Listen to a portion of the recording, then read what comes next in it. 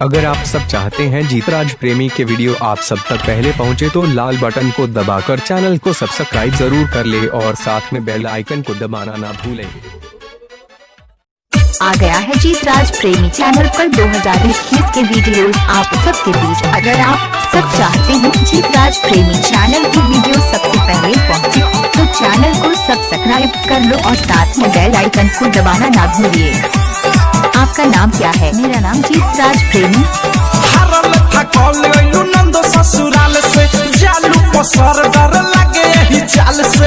DJ Sanjay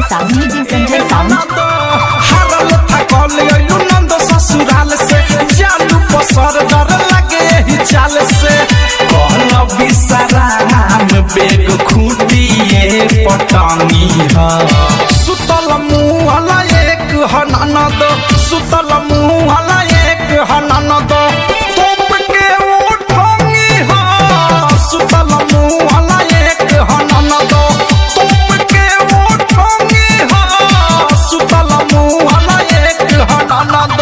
audio video बनवाना चाहते हैं तो संपर्क कीजिए जीतराज प्रेमी से। मोबाइल नंबर है 7728027306। होई पछतावा जदी हवा हमें पैसी काटे लू खोप जैसे काटेला भैंसी। होई पछतावा जदी हवा हमें पैसी काटे लू खोप जैसे काटेला भैंसी।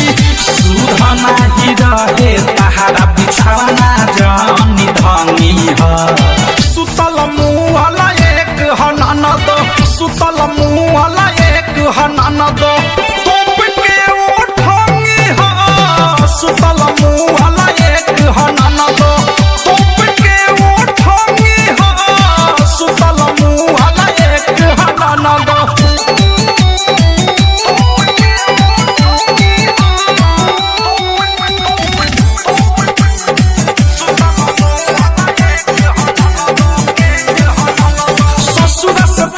शिकायत रहे आई कुछ तो देखले बा मीठू मिसाइल।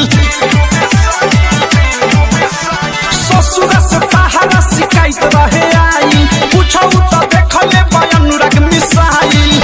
अवधेश प्रेमी राइटर थारू के ना दंगी सुतल मुहला एक हननद सुतल मुहला एक हननद सुतल मुहला एक हननद तोप के उठंगी सुतल मुहला एक हननद। अगर आप सब चाहते हैं जीतराज प्रेमी का नए वीडियो देखना चाहते हैं तो हमारी चैनल पर जाइए और नए वीडियो के मजा लीजिए और अच्छा लगे तो एक लाइक जरूर कीजिए और साथ में जितने भी दोस्त हैं सबको शेयर कीजिए।